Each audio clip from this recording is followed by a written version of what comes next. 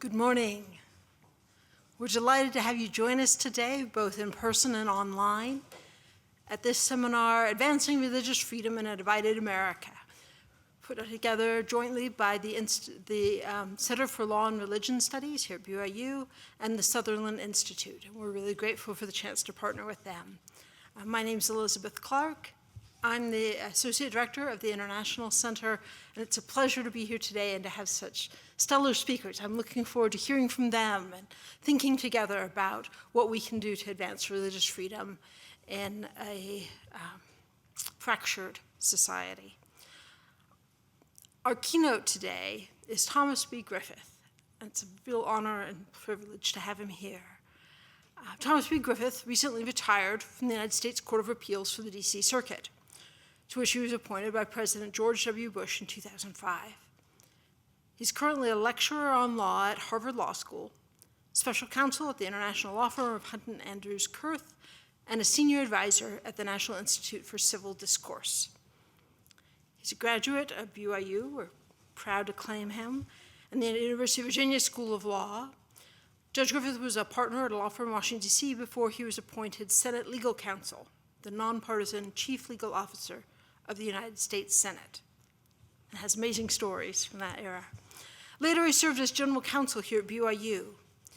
Judge Griffith is a member of the advisory boards of the Neal A. Maxwell Institute for Religious Scholarship at BYU and the Center for Constitutional Studies at the Utah Valley University. In 2021, President Joe Biden appointed Judge Griffith to the Presidential Commission on the Supreme Court of the United States. Judge Griffith has co-authored, Lost, Not Stolen, the conservative case that Trump lost and Biden won the 2020 presidential election, along with Michael Luttig and Michael McConnell, other former federal judges also appointed by Republican presidents.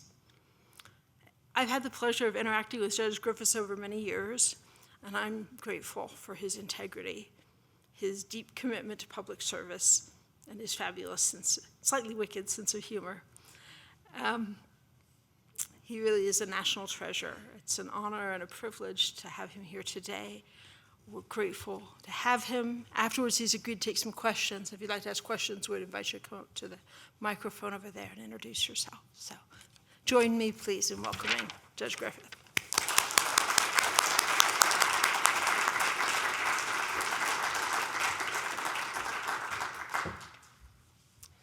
Well, thank you very much, Elizabeth. It's really, really good to be here. It's a place I love and cherish, and many good friends in the audience. I want to start by confessing a huge mistake I've made in my life, and I hope that by doing so, we'll all feel free to be vulnerable and confess mistakes. One of my favorite quotes in life comes from a former judge, federal judge by the name of Learned Hand. Some people think he was perhaps the most influential and important judge in American history who was never on the Supreme Court. But Judge Hand would use a quote often from Oliver Cromwell, the Puritan revolutionary. And Cromwell said, "I beseech ye in the bowels of Christ, think that ye might be mistaken." Judge Hand said that ought to be engraved over every schoolhouse, every church, every courthouse, and every legislative body in the United States. Humility is a critical virtue in the civic life. And so let me begin by confessing a mistake. I was brought up short in 2015 by a speech that was given by Dallin Oaks in California to a group of judges and clergymen, clergy generally. Elder Oaks made the pronouncement that we are not culture warriors. That should not be a paradigm that we use. We are not at war with our fellow citizens, he taught. We are looking for ways to accommodate one another. Well, that brought me up to, that made the front page of the New York Times. And it was actually brought to my attention by one of my colleagues on the D.C. Circuit, who had been a student of Dallin Oaks many years before at the University of Chicago. I read it, and it brought me up short, because I realized that in many ways, my thinking was that of a culture warrior. Elder Oaks' remarks then were reminiscent of the remarks of President Lincoln given at his first inaugural. This is American scripture. We are not enemies, but friends. We must not be enemies. Though passion may have strained, it must not break our bonds of affection. In October 2015, in that address, which had such an impact on me and hopefully others, Elder Oaks was rejecting the views of a prominent public figure who I will now quote, "Civility and decency are secondary values. Culture war means discrediting our opponents." In October 2015, Elder Oaks thoroughly rejected that thinking. And that's been important to me, and that will inform, hopefully, the remarks I make today and that we'll all make. Now, the title, Advancing Religious Freedom in a Divided America. I hope that people of faith recognize that whenever we use the term religious freedom, it is for many an ominous phrase because it has been used by some to hurt others, especially women, racial and sexual minorities. And that's tragically ironic, isn't it? Because the word religion, the English word religion, as we know, comes from the Latin, forgive my pronunciation, legare, which means to bind together. It's the same root of the word ligament. That's what religion means. So how ironic that it has been used by some to divide people and not to bind them together. So the question I pose today is, do we use religious freedom to bind people together, or are we like this newly arrived applicant at the pearly gates?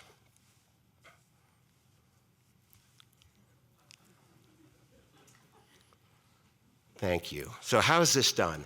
How do you use religion to bind people together? I'm going to talk about two moments in history, one from 1787 and the other from 2022. We can put that down now. That's okay.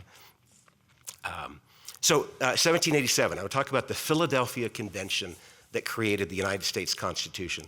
In September, when the work of the convention was done, George Washington transmitted the draft Constitution to the Continental Congress, and he described how they had succeeded in creating a Constitution. He said, "The spirit of amity and that mutual deference that the peculiarities of our political circumstances rendered indispensable were how they created the Constitution. The spirit of amity, the spirit of mutual deference that was required in that moment." A young scholar named Derek Webb, who was a student of Michael McConnell's at Stanford, did a deep dive into the events of the Constitutional Convention in 1787, trying to unpack what did Washington mean by the spirit of amity, mutual deference. And here's what Webb came up with, and I'll pass it along to you. He thought there were several factors at play here. First one, there was mandatory attendance. If you were in Philadelphia, you had to show up at what we now call Independence Hall. Second, the rules of the convention were such that when someone had the floor, no one else could speak, no one else could even read, no one else could do work. The third factor that Webb looks at is there was no record taken of the votes, no official record taken of the votes, which meant that in May, on Proposition A, you could vote yes, and on July, on Proposition A, you could vote no. And there would be nothing about changing your mind that was negative. There'd be no negative attack ads saying he voted for it before he voted against it. Isn't that awful? No, the idea was that people would come together to listen and that they would be open to persuasion. That's the first factor that Webb talks about. The second one that he refers to is what he calls the socializing that took place. Now, Philadelphia did not have great facilities to hold the convention in 1787, so the delegates ended up living in boarding houses where they were sleeping 2 or 3 in a bed. They got to know each other pretty well in that. The work of the convention would take place typically between 10 in the morning and 3 and 4 in the afternoon, Mondays through Saturdays. And then they would break and go eat. Weren't a lot of taverns at that time, so they ended up forming dinner groups with one another. And these dinner groups were not, by ideological alignment or geographic alignment. They were just kind of thrown together. So you had people from New England being in a dinner group with somebody from South Carolina. At key times throughout the convention, Benjamin Franklin, who had the nice house in town, would open his house to a grand party. And the libations flew, and the sense of conviviality was great, and they got to know each other. George Mason, who wasn't a big fan of the convention or the Constitution, wrote to his son, and I won't quote it, but he wrote to his son and said, "You know what? We're actually getting to like one another. We have very different views on things, but I'm actually getting to like these folks."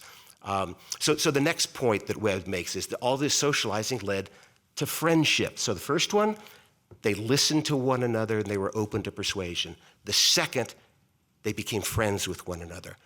The last one, I think, is the most important. In July, things weren't going well in the convention. Looks like it was going to fall. There were some delegates packing their bags, ready to leave. It looked like it was going to be a failure. The differences were just too great. When 11 moderates met at Ben Franklin's home and decided they were not going to let the convention fail, they were going to persuade their fellow delegates. Now listen to this carefully. This is Webb's key point. They were going to persuade their fellow delegates to compromise for the sake of unity before they knew the terms of the compromise. Do you get that? It was unity first. We'll work out the details later. Now, they made some awful decisions in that compromise, and we can talk about those on another day, but what I want to focus on is the delegates to the Constitutional Convention put unity first. So put all those together. They listened to one another. They were open to persuasion. They became friends with one another, and they were willing to do something very, very risky. They were willing to compromise for the sake of unity before they knew the terms of the compromise. I know of no better explanation for that spirit that created the Constitution than, once again, from Dallin Oaks, who said recently, "On contested issues, we seek to moderate and to unify." If you, as an American, want to learn how to support and defend the Constitution, there's your charter. Your charter to support and defend the Constitution is be somebody who, on contested issues, seeks to moderate and to unify. Now, let's all think of the last social media post we made, the last letter to the editor that we wrote, or the last dinner time conversation we had. And ask yourself, was I seeking to moderate and to unify? And forgive me as the old man for hectoring you and lecturing you, but if that's not what you're doing, you are part of a serious, serious problem that I believe poses an existential threat to the Constitution and to the Republic. That's how you support and defend the Constitution.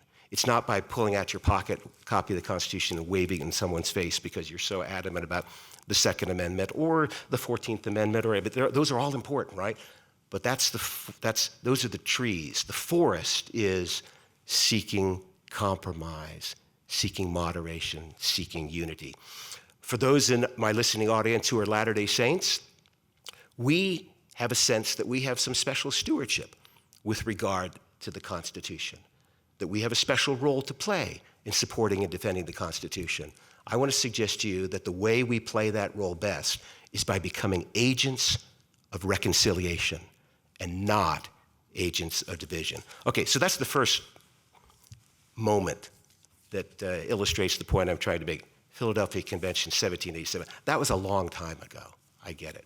Let me give you something a little more recent from 2022. and from Loudoun County, Virginia, my home county.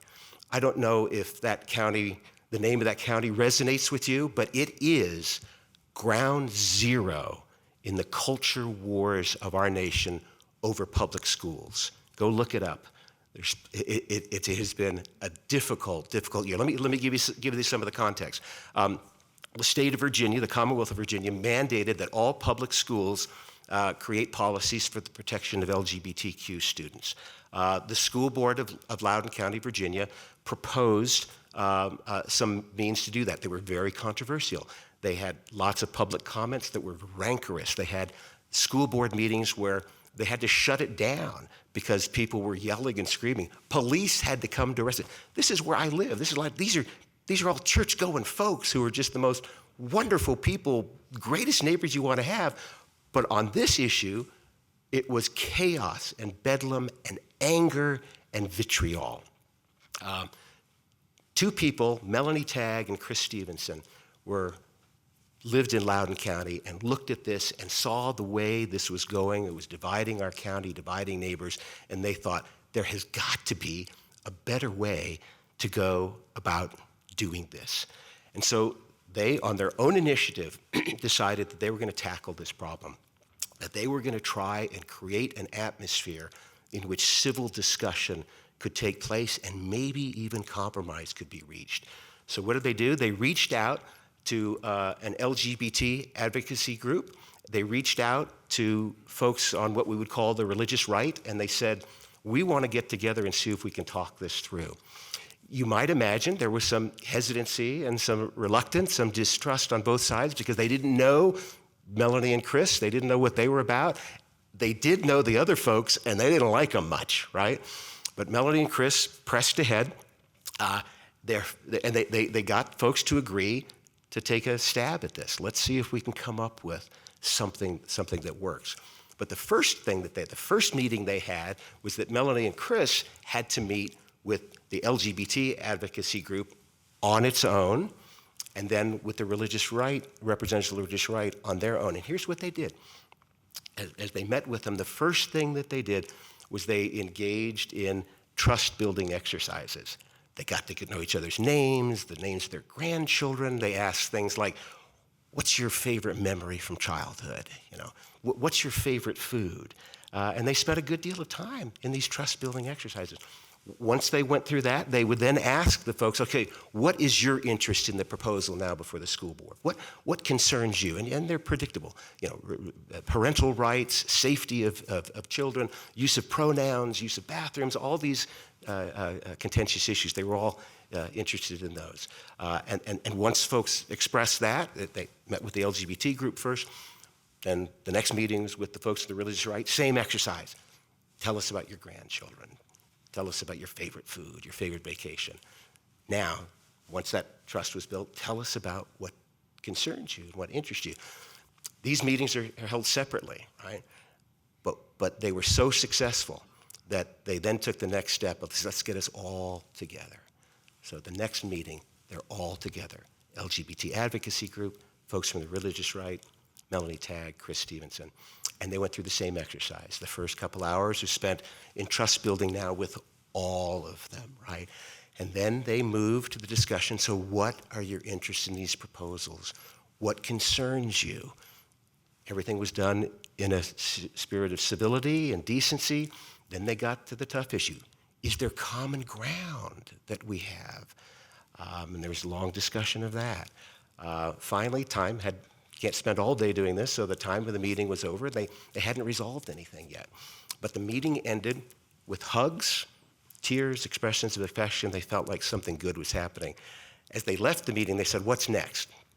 And the next was they created a Google Doc where everyone could put their suggested amendments to the policy proposal, right? And they gave themselves 24 hours once the doc was posted to people to say, I don't like this about this proposal, I would amend it this way, and those sorts of discussions. They were going to have 24 hours in which they could do that. And the goal was, if there were proposals on which all could agree, they would forward those to the school board. It was a nervous 24 hours, as Melanie Tagg tells the story. She posted the Google Doc and then watched. And what she saw unfold was truly remarkable. Proposals were made, clarification was sought. What do you mean by that? Oh, is that what you mean? I thought you meant this. It was all taking place in the Google Doc. Within 24 hours, they had come up with 8 proposals on which all agreed. There were 2 that they couldn't get consensus on. Not surprisingly, it had to do with parental rights, but guess what? They're still working on those.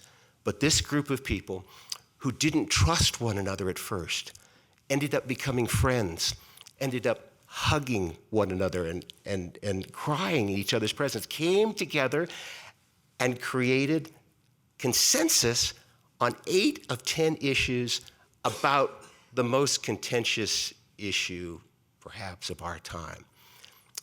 That's the spirit of Philadelphia, 1787. You want to know how to support and defend the Constitution? You do that. We do that. That's how you do it. You don't do it by ranting on cable. You don't do it by ranting on social media. You do it the way Melanie Tagg and Chris Stevenson did it.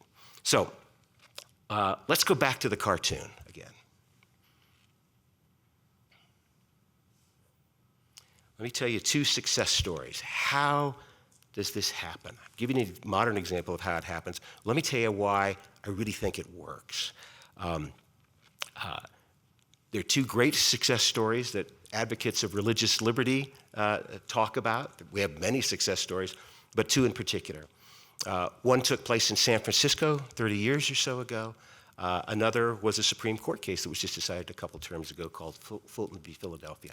I won't get into the details of any of these, but what I want to tell you is that the advocates for religious liberty came out of these experiences thinking that they had achieved great success.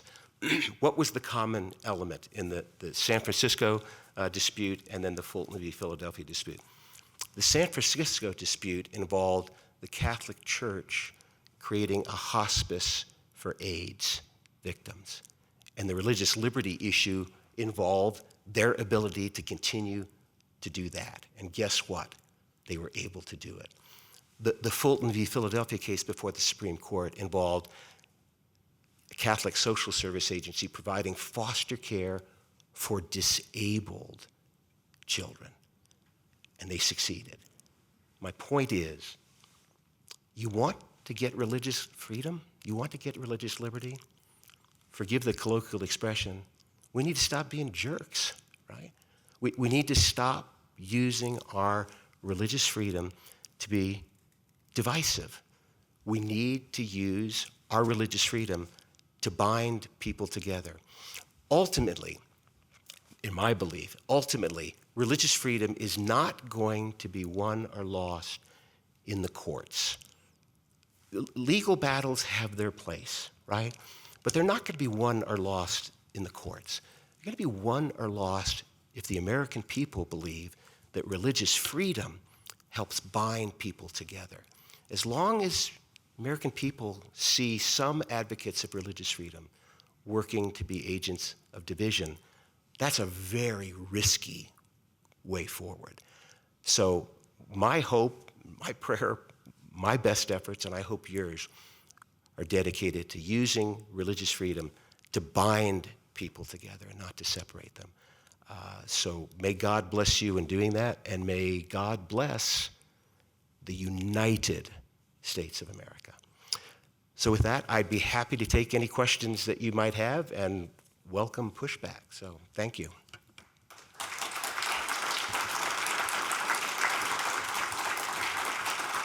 So I think we have a microphone over here. And so please use the microphone so the folks at home can hear you. And please ask questions. Please disagree. Anyone? Anyone? Bueller? Bueller?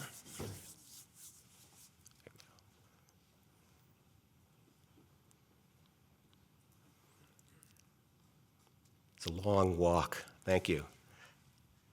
It probably, for the audience, do you mind stating your name? And You bet. okay. I'm Danny Frost. I'm the Director of Public Scholarship in the School of Family Life here at BYU. Thank you very much for the presentation. I think I agree very much with the spirit of what you're saying, and I think the world would be a much better place if we did this sort of thing. There's a part of me that thinks it sounds a little too simple. So how much of a value is moderation on certain issues? So you've got polarizing issue like abortion. It's the sort of thing where it's really hard for either side to be moderate about it. What would you say to that? Yeah, okay. I hope you don't mind me saying that's a predictable question because my presentation invites it, right? It all sounds great. It's a great Sunday school lesson. We have to live in a world that is divided. What do we do about it? So a couple of responses. There are limits to compromise, right? There are limits to compromise. In the American experience, we are dedicated to two principles, liberty and equality, right? Now, we can have lots of disagreements about what they mean, and we should. Those are vague terms. What do they mean? How do they mean in practice? But the price of admission to this discussion in America is liberty and equality. If you're not committed to that, I'm sorry, you're not at the table. I'll treat you respectfully, but I'm not going to compromise with you. I'm not going to compromise with a white nationalist. Sorry, just not going to do it. Just not going to happen. There are other people I'm not going to compromise with as well. But if you're committed to liberty and equality, and I am, let's have a discussion. Now, are there issues that even within that limitation we're not going to compromise on? I'm certain there's some, but I think they're not as many as we think. I don't want to make my talk just all reprising what Dallin Oaks has said recently, but at the University of Virginia a year ago, he gave a remarkable address in which he said, and I'm not quoting, maybe I'm interpreting here, he said, hey, religious folks, you got to give up some stuff here. No, you have to compromise, and you need to think through what religious liberty means, and you need to think through what's really core to you, and you protect that, but your definition of core may be a little too expansive, So here's the gamble. The gamble is I look at things that are important to me, but maybe not core. Maybe I can give them up for the sake of your comfort and safety, and so I do. And this is I'm going back to Philadelphia, 1787. That's pretty risky, right? I'm going to give up something for your sake, and here's the gamble, here's the hope. You're going to do the same for me, right? You're going to do the same for me. Now, is that naive? I don't know. It's an untested proposition in many ways, right? It's not an untested proposition in our personal relationships, but at the national level, maybe it's untested. At this time of all times, can we do that? I just don't know any other way forward. Because the present, in my mind, it's untenable, it's unsustainable, and it's an existential threat. So, thank you. Okay, thank you.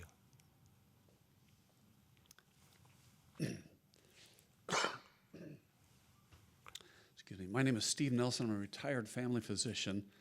I had the opportunity to read Lost Not Stolen. I appreciate very much the tone of civility that product demonstrated.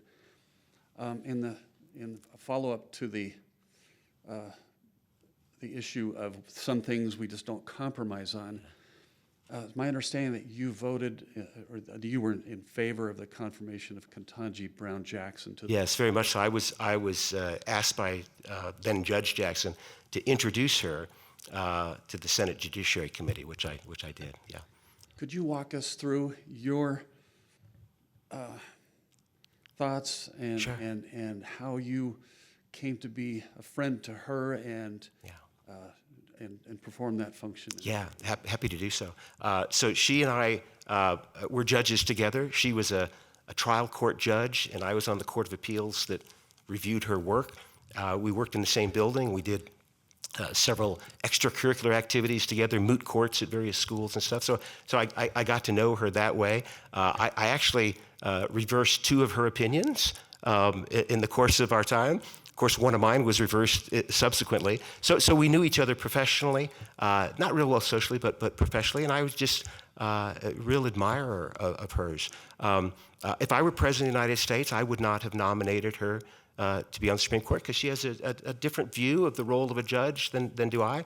But I'm not the President of the United States, and I'm of the view that presidents of the United States ought to get their nominees if they're good people and smart and well qualified, and she's all of those. In my statement to the Senate, I said something's happened. Antonin Scalia was confirmed 98-0, and Ruth Bader Ginsburg 96-3, and then Justice Scalia's protege, Amy Coney Barrett, didn't get a single vote from the other side of the aisle. In my view, Amy Coney Barrett, who I also testified in behalf of at the Senate Judiciary Committee, should have been 100-0, as should Ketanji Brown Jackson. So it comes from, I know her, I have confidence in her. I have different views than she does, but that I think that's what happens in America. Elections have consequences, and so was that responsive at all? Thank you. Okay, thank you.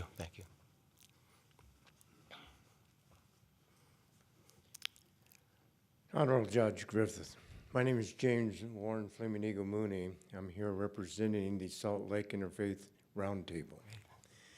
And the question came up to me as you were speaking, which I thoroughly enjoyed hearing such a beautiful and healing presentation on the decisiveness that seems to be so present within our country right now. But it did bring up a question I have, and it's troubling to me, is if churches do not honor the separation of church and state, does that put in jeopardy the First Amendment in relationship to freedom of religion? Well, that's a big question. And the devil would be in the details, right? I mean, because that First Amendment also guarantees the free exercise of religion. And I think the historical argument's pretty clear that at least for the framers, that they anticipated that there would be a role in the public square for churches and religious expression. That they thought that an indispensable part of the American experience. They also prohibited the establishment by the government of religions. We've had a debate for a couple hundred years right now about what that means. No question, I agree with your premise that that if the government establishes a religion, if the government is obedient to a particular faith tradition or particular religious leaders, that's clearly violating the content of the Constitution. But I want to be real careful in suggesting that people of faith and the religions to which they belong don't have full access to the public square to express their viewpoints and to do their work, because I think that is every bit as critical to the meaning of the First Amendment as for. That's not the issue. Okay. I'm concerned about. What I am concerned about is if religions violate that sacred aspect where they actually promote a certain political position. I see. A certain political Yeah. person. So he's following up and saying, I didn't quite address it. He's more concerned about if a religion gets involved in the political fray. I think the news there is they're allowed to do that. That may not be wise for them to do that.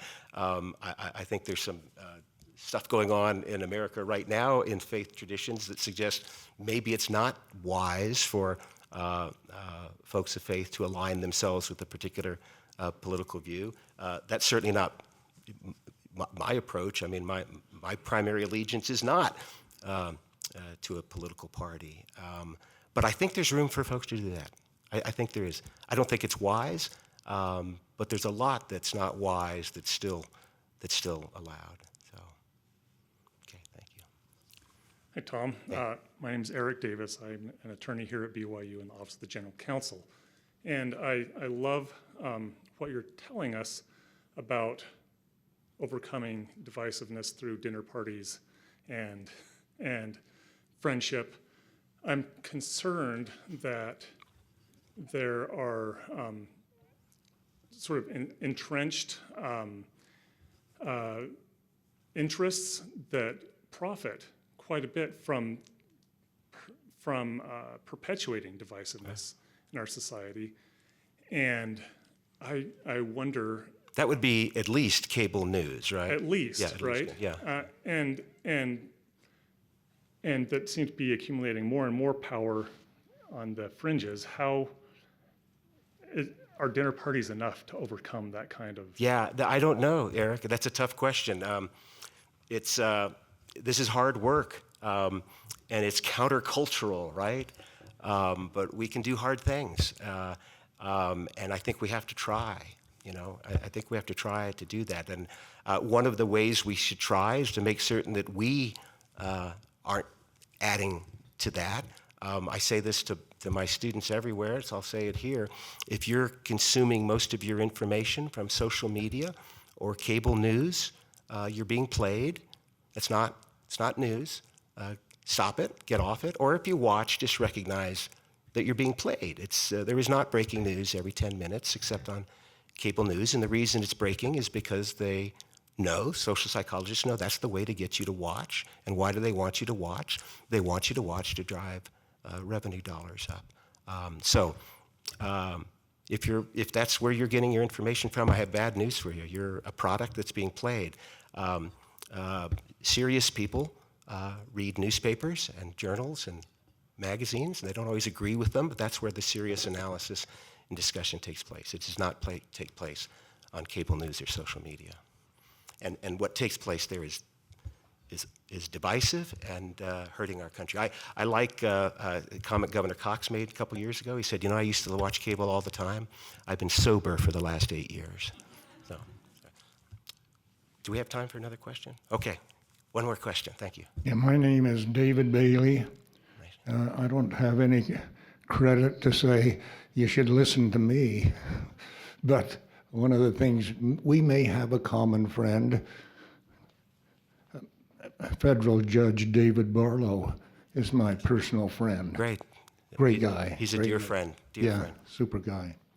You mentioned in your presentation that in order to participate in a positive way, there was the need for liberty and equity.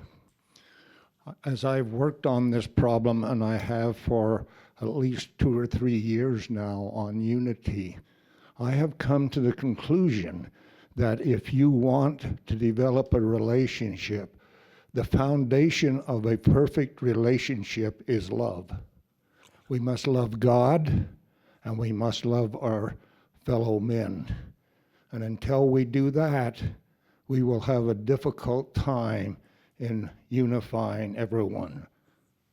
Absolutely. I didn't say it better than that, and I couldn't say it better than that, but you're absolutely right, David. I appreciate that. And maybe that's a good place to end. Thank you very much.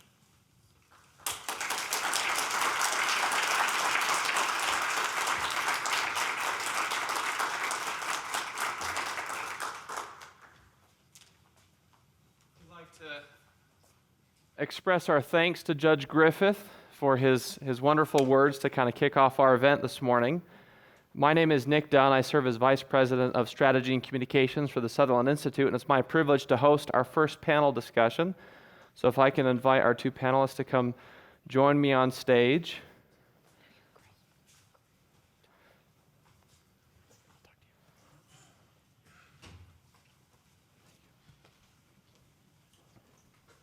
As they get situated, I want to tell you all a little bit about them, because they are both people with incredible resumes and incredible depth and breadth of expertise on these issues. So Elizabeth Clark is the Associate Director for the International Center for Law and Religion Studies here at BYU. She has written over 40 chapters and articles, and also written or co-edited various books Her expert analysis has been featured in national and international media, including the National Review and SCOTUS blog. She has also testified before the United States Congress, United Nations. She's attended academic conferences all over the world. And she's also drafted analysis of pending legislation that would impact religious freedom in over a dozen countries. In short, Elizabeth knows what she's talking about. Our other guest is Bill Duncan, my colleague at Sutherland Institute, where Bill serves as our Religious Freedom Policy Fellow.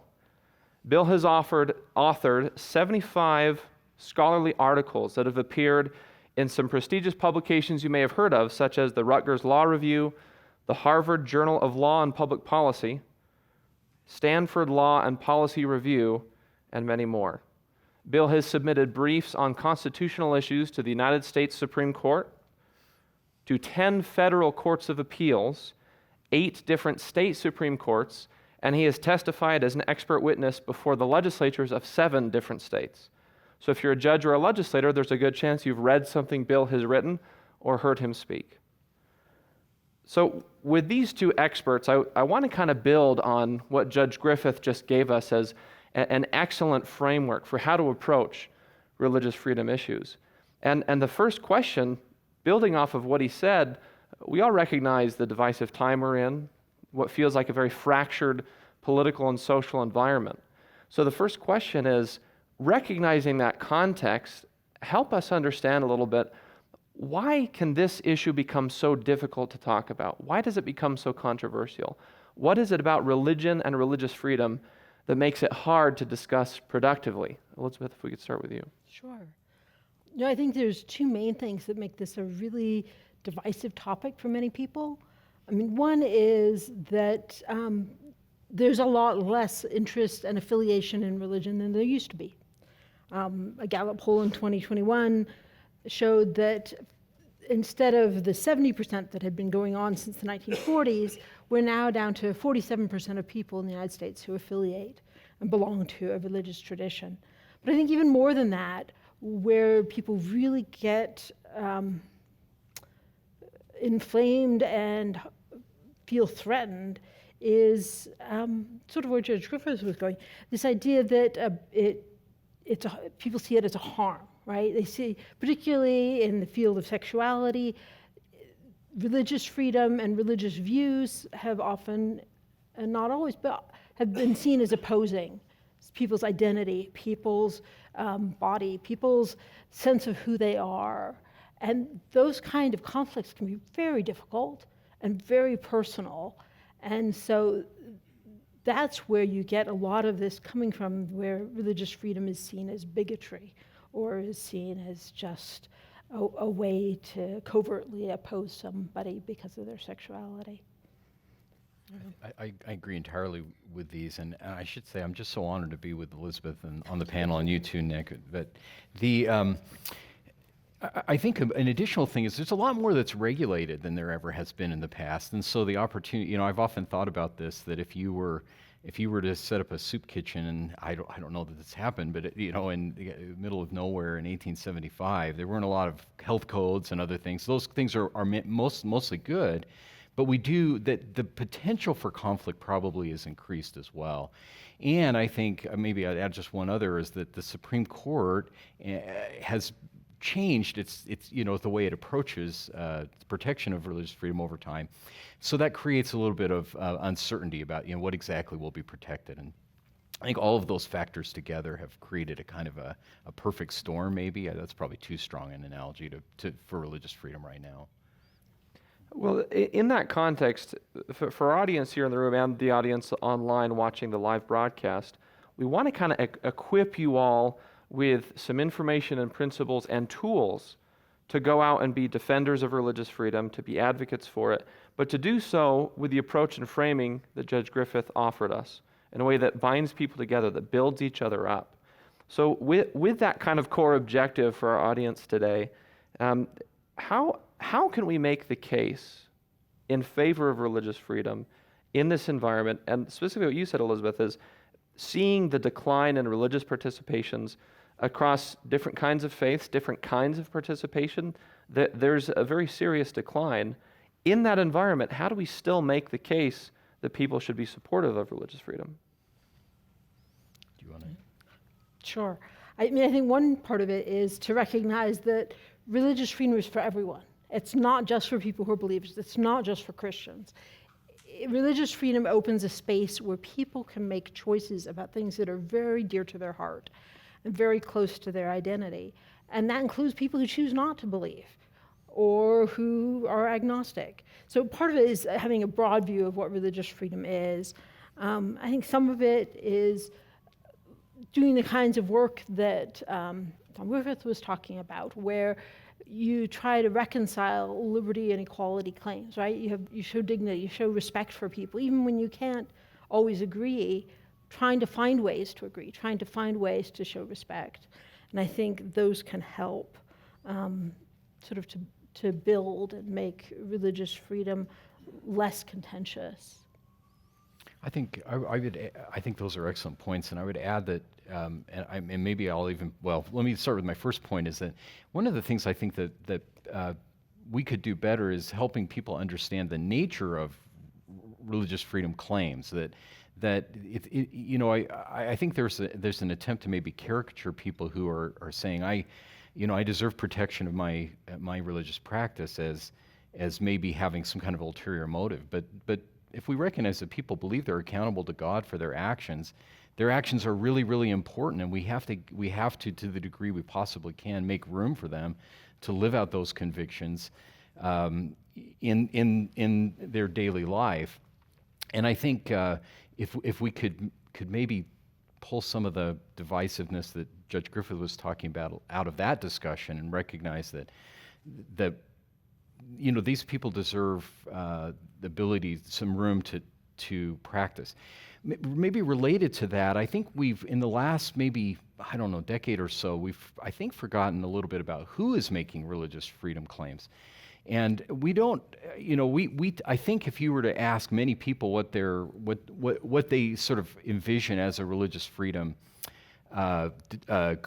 conflict, right? It's something that would go to court or the legislature would deal with. You would think in terms of the issues that Elizabeth mentioned, the things to do with abortion or sexuality or those kinds of subjects.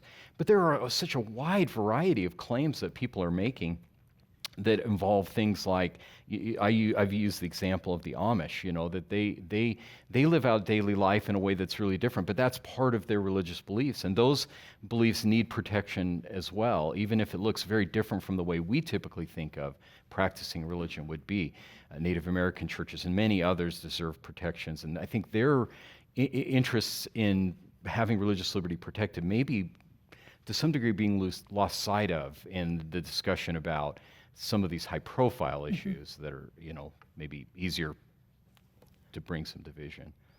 But I know Elizabeth's done some amazing work on documenting some of the benefits that religion brings, and that may be another piece. I don't know if that may be where you're going. Yeah. Let's jump into that, because we want to revisit kind of the critics or the skeptics, and in some cases some very understandable concerns. And as Judge Griffith mentions, sometimes when religion can be used to do harm. So we don't want to sort of end run around that. We want to acknowledge that. But first, let's dive into this idea of broad societal benefits of religion. And if you would, couch it as if you're making an argument to someone who does not have a theological grounding or a spiritual belief system, that you're essentially trying to convince them in this societal way, here are other benefits of religion that even if you aren't religious, the evidence speaks for itself. So Elizabeth, can we start with you, and then Bill, fill in the gaps? Sure. No, I mean, this is just fascinating. I've done the research. I've just been overwhelmed. I mean, it just keeps coming. I mean, there's enormous individual benefits in terms of well-being, life satisfaction. There's increased physical, mental health. Religiosity helps people who live in underprivileged areas and reduces criminality. It creates more pro-social beliefs in prisons, among youth, increases educational benefits. I mean, and this is just the individual, and then there's family, right? Increases levels of marital satisfaction, reduction in verbal aggression with children, better self-reported parent-child relationships, so all these things. And that's not even looking at how it adds society. I mean, if you've if you know Robert Putnam, who's sort of the founder of this whole idea of social capital, he said that the greatest repository of social capital in America is in its religious organizations, right? People bring this sense of community life, this trust, some of the bonds that have been fraying that we desperately need, reciprocity, this sense that we work together. And there are a lot of practical ways in which that work together has made a difference. I mean, 60% of all homeless shelter beds are supported and run by religious organizations. They educate over 3 million children a year, provide more international aid, 4.5 more times international aid than the Gates Foundation. Right? I mean, I mean, I could go on and on, more than you want to hear.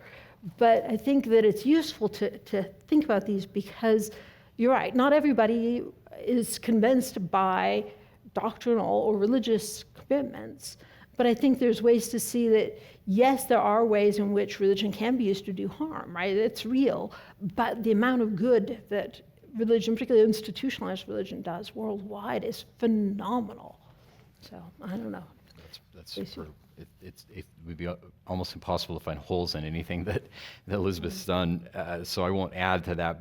But in Sutherland, we've been trying to document this in a series of blog posts and things, trying to note some of the remarkable contributions that religion makes. So we looked, for instance, just as one interesting recent example, is that there was an article in the Deseret News, some of you probably saw, that about loneliness. We worry about loneliness because of the COVID pandemic and the remarkable unsettling that happened in that. And there was a notice. One of the things that was noted in this article, based on a study on youth and their feelings, was that those who are actively involved in religion are far less likely to feel that overwhelming loneliness that so many others report.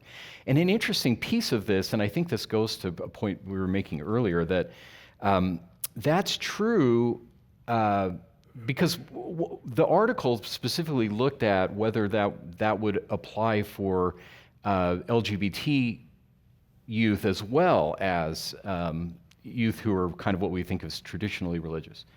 And the answer is yes. Religion helps everybody, and there's lots of different kinds of religions. And so the more that I think is a piece of the discussion we're having that would really, I think, make a difference in terms of coming to some common understanding. The piece that sort of comes to my mind so often is that if we are willing to give a little bit in terms of allowing people to act on their beliefs, whether those beliefs are religious or not, and I think that the vast majority of people who are making claims for religious freedom really are willing to give a lot of space, notwithstanding what you occasionally will see. If that happens, then you'll see benefits that are felt widely, and our history tells us this. I mean, you think about the incredible contribution that people of faith made to movements like civil rights movement or abolitionism. I recently read a book about the forced sterilization, Adam Cohen's book.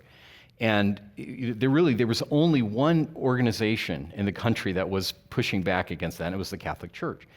So when we worry about letting the Catholic Church have act on their beliefs as they provide social services, we are also missing a powerful moral voice that could make a difference and could shift the trajectory of our country's commitment to principles that we all eventually will recognize are critical.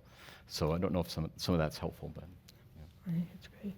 I want to drill down on something, and Elizabeth, you mentioned Robert Putnam and his work on social capital and the decline in some of our civic institutions. You've all lived in American Enterprise Institute has also done tremendous work on this.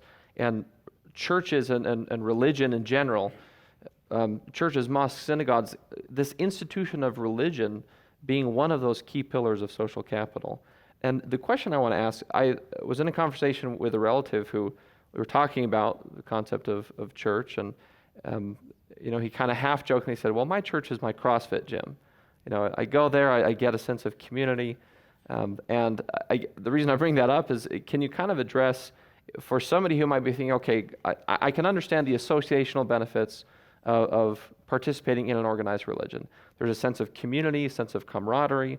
You have regular people you interact with in their community. That's a positive thing. But can't I get that somewhere else? Is there something different about a religiously oriented associational structure that makes it distinct from other associational structures that still have some of the same, mechanical components? Can you help kind of shed some light on some distinctions there, both on the individual level and expand a little on the community level, that what religion provides is fundamentally different than some of these other organizations that can still have tremendous benefit? Maybe I'll start with just some thoughts. Judge Griffith mentioned President Oaks. He made a very, I think, powerful insight, shared a very powerful insight that, and I'm going to paraphrase, that sense of accountability for God is a motivation you don't see in other. We know that one of the primary players in foster care in the United States are religious groups, just as one example. The government and many government officials do remarkable, they have a selfless approach to trying to help children in need. But there is a kind of a personalization and a warmth that comes when there's a religious motivation behind the provision of social services. And that sense of accountability, I think, motivates people to do things that we couldn't pay other people enough to do. We see that in families, a similar kind of thing. We're willing to do things for our families we wouldn't do for strangers. And religion, in some ways, maybe to go on that, religion in some ways helps us recognize we all are family to some degree, and so helps us do things we wouldn't otherwise do. So I think motivation would be one major piece of that. Yeah. No, I agree. I think religions have, social scientists have looked at this and tried to figure out, well, why is it that religion has these benefits, right? If you attend a religious organization, even if you don't even believe the doctrine, but if you attend regularly, you're more likely to give philanthropically, right?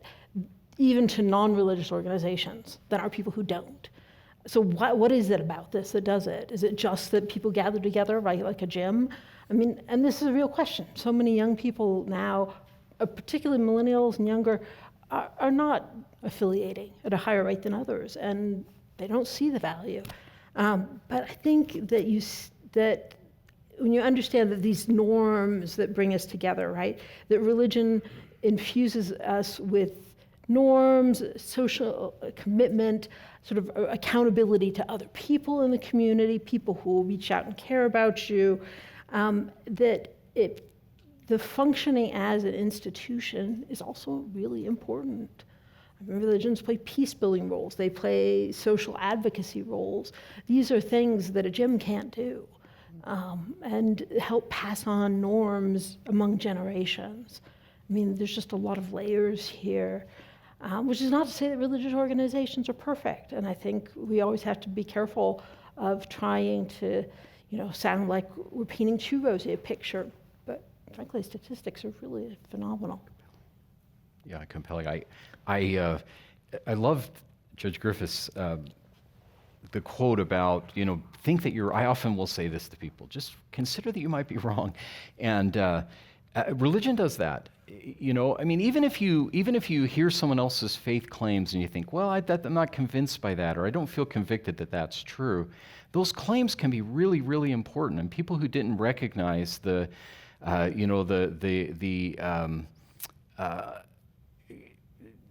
drastic injustice that was being done to poor women by, goading or in some cases forcing them to be sterilized. They should have listened to religious voices who were saying this violates the dignity of human beings. And so having those voices out there is critical, even if we say, well, I don't really see it that way. But having that there is an important part of just sensitizing us to things we might not otherwise see. That ties into something I think we can dive a little deeper into is that acknowledgement of when there have been harms done, or when there are controversies, or we think of the controversies that tend to generate news headlines on the national and local level. And can we expand on that a little bit? Help folks here who either are willing to be convinced of the importance of religious freedom or want to go out and be champions of religious freedom. How do we address that question specifically? And Judge Griffith mentioned some of this in his comments as well about the balance between equality and religious freedom.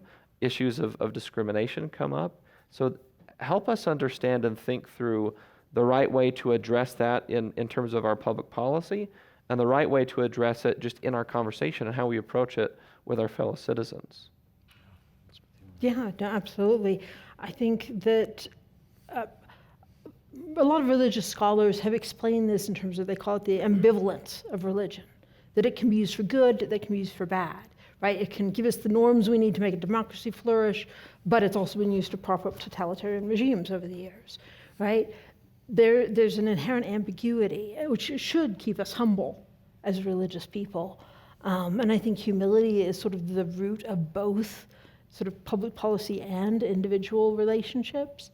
But I think, public policy, both of them, it starts with having some empathy and acknowledgement, excuse me, of where other people are coming from. I think sexuality issues are difficult for many religious people to grasp, but I think if you think about it in terms of identity, what is core to our identity?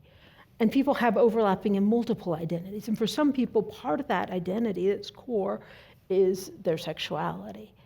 And so having respect for that, even if that's not you or you don't agree with that at a fundamental level, being able to show respect and love and acknowledgement that this is real for them gives us a starting place. And I think Utah Compromise is sort of a political outworking of what happens when we have that kind of respect.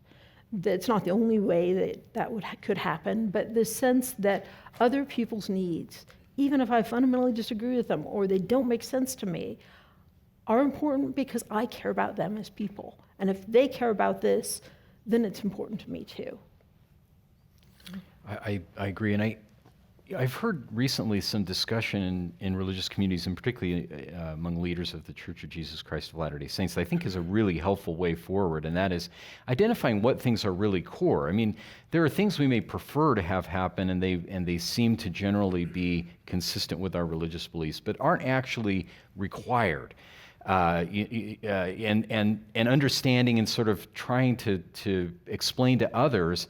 I've kind of been grinning a little bit when you mentioned CrossFit, because I wish that sometimes those of us with strong religious beliefs shared them as much as people with a tendency to be involved in CrossFit, right? That's or other kinds of interests. We're sometimes better about talking about our routine than we are about our beliefs. But if we help to explain to people what is core to what are some things that I really can't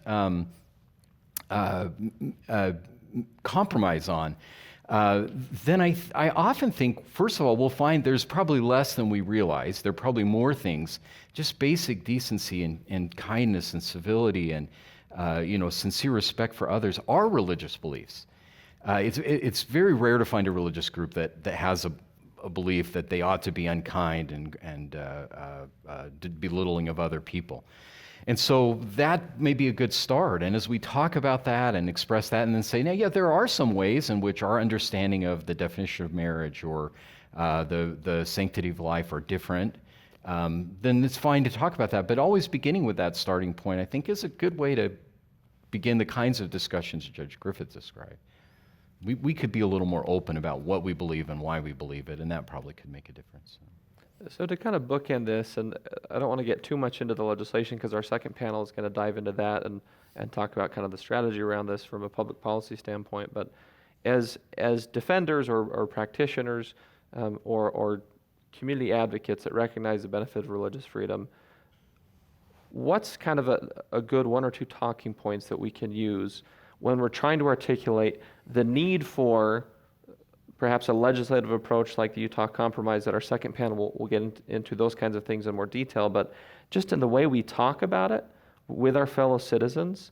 And I'm curious if there's a way to frame it where it's not about trying to get a particular religion to change something that's doctrinally foundational to their faith. And it's not about trying to get a community to change something that's also foundational to them and their identity, as you've talked about, Elizabeth. So in that context, what's the best way to sort of bring those two groups together and say, we need to be able to find this common ground, the shared human dignity? Give us a couple talking points that we can tee up in those kinds of conversations. Go ahead. Well, I think one thing we say is we have more in common than we have in difference. We tend to focus on the difference. We tend to highlight it. That makes culture wars fun for people who like culture wars, I guess. But, I mean, there's a really great study that's done internationally that the average level of support for LGBTQ rights is 38% higher in countries with a high level of religious freedom than it is with countries with a low level of religious freedom, right? Rights come bundled together in most instances. And, you know, we have a common interest in liberty. We have a common interest in being treated with dignity and respect. We have a common interest in equality. I mean, we may not interpret all of those the same, but we do have things in common. And I think recognizing that and building on that is a really important place to start. I think that's excellent. One thing that I've thought of is that if we could help people understand that as we increase the circumference of religious freedom, we increase the circumference of freedom for every person.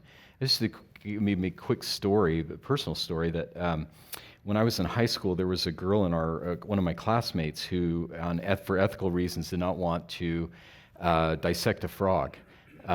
And you know, it kind of became a little issue in the I won't tell you what decade, but it's some decades ago.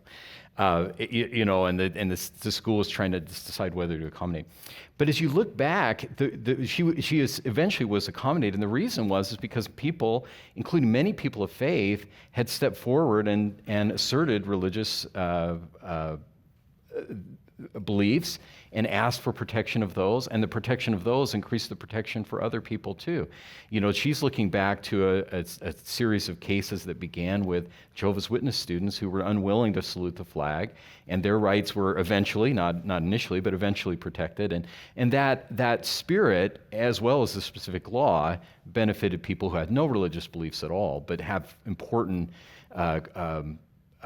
convictions that needed protection as well. So increasing the circumference of freedom for religious people increases it for everyone.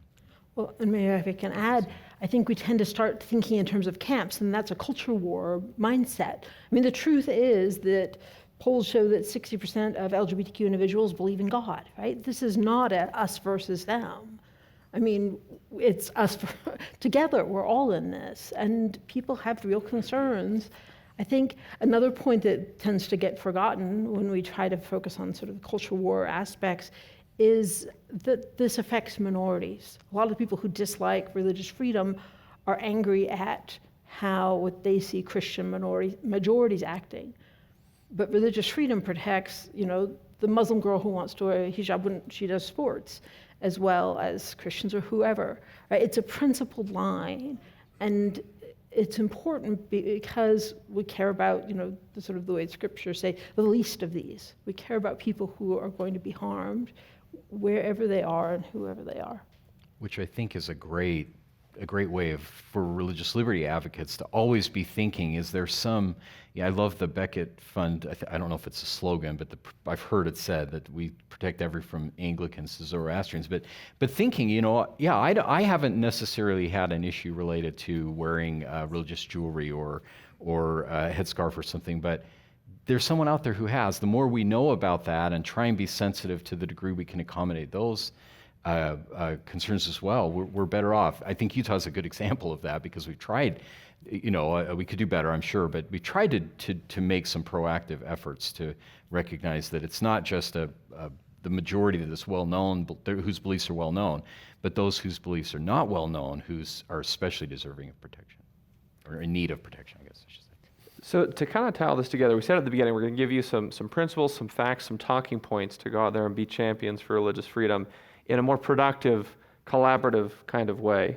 And just to kind of bookend all of this, what you both are saying, of course there are the religious freedom conflicts that generate news headlines, But there are ways to address those in a productive way, like the Utah Compromise. There are also the broad societal benefits of religion and religious freedom that you've articulated, and there's a tremendous body of research illustrating that in various aspects of life. And the point that we're kind of closing on is think of religious liberty as much broader than you currently do, that religious freedom encompasses all kinds of faith traditions, all kinds of participants of those religions, and if we can expand it in that way, that's the way to move it forward. So with kind of that framing as kind of the three big takeaways in our last minute, give us your 20-second most compelling final pitch to the audience so they can go out and be well-equipped defenders of religious liberty. Bill, we'll start with you, then close with you, Elizabeth. It'll just take me 20 seconds to either way.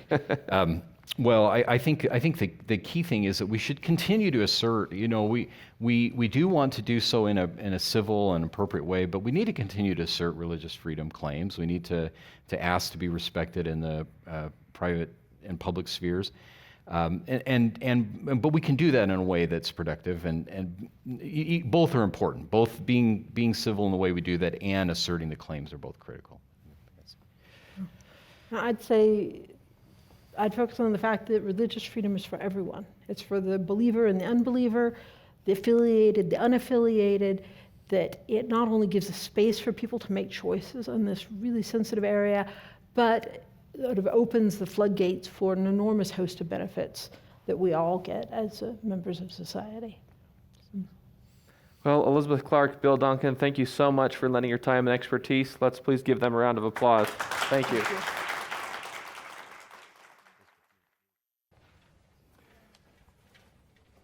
We're delighted to have our next panel discussion, which will be on religious freedom strategy after the midterm election. My name is Gary Doxey. I'm an associate director of the International Center for Law and Religion Studies at the law school here at BYU. And we have a wonderful panel today for you. Let me briefly take a moment to introduce them and to introduce our subject.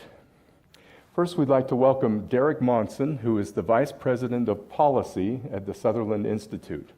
Derek oversees policy content creation and strategic policy positioning and offers expert analysis and commentary that is often published he has numerous publications in media, through media channels and elsewhere. He has a bachelor's degree in economics and political science from BYU. We're lucky to claim him. And a master's degree in finance from the University of Utah, and they're lucky to claim him as well. Next, we want to welcome Reverend Marian Edmonds-Allen, who is the executive director of Parity, a nonprofit that works at the intersection of faith and LGBTQ+ concerns.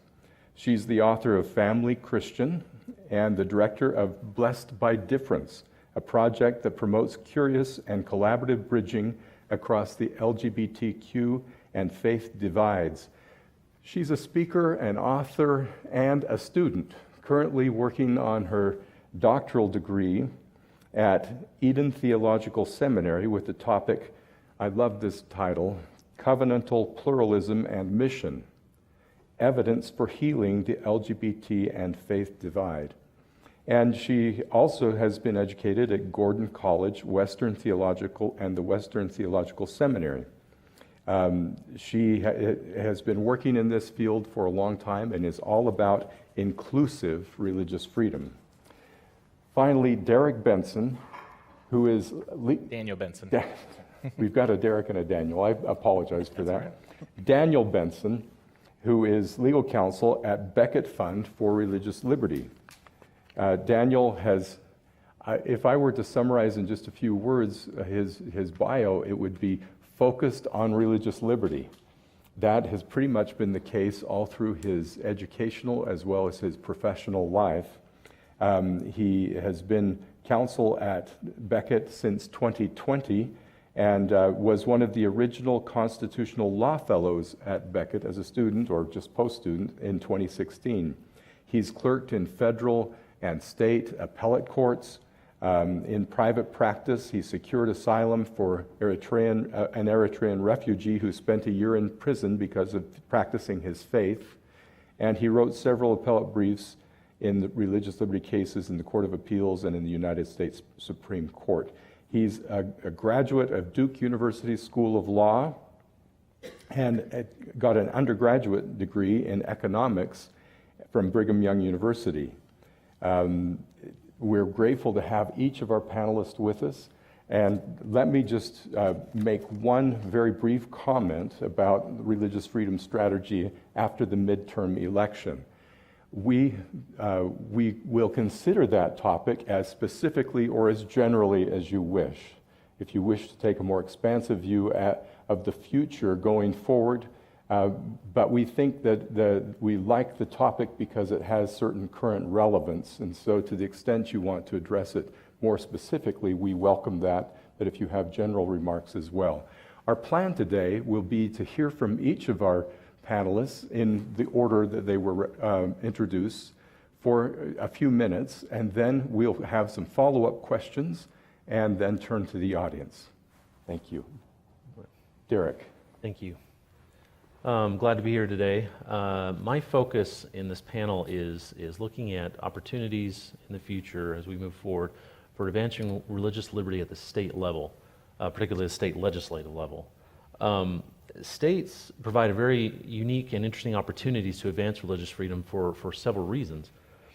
The first is of course in our constitutional system, the federalist system we have cordons off certain areas of policy at the state level, meaning that really that's the only place to advance religious freedom in these particular areas. I'll get into a few examples of that in a few minutes.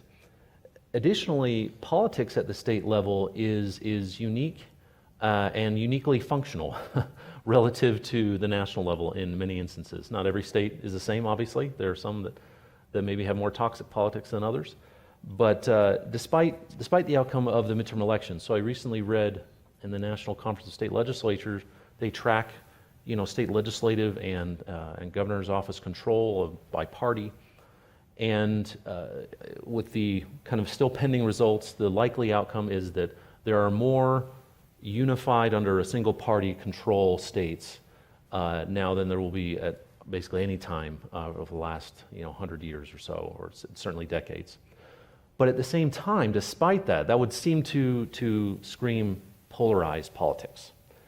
But at the same time, states are actually moving forward and advancing a policy in various areas, including religious freedom, seemingly regardless of which party controls things. Again, I'll get into a few examples in a moment. And what that means is that through that compromise and consensus building process that's available in legislatures, we can be persuading people that religious freedom serves their interests and can abide with all other kinds of freedoms and liberties out there, even if you're not a religious person, even if you're not affiliated with the church. So okay, getting into a few examples then. First one I'd like to highlight is in education, which is an area that states have a lot of unique kind of authority and control over.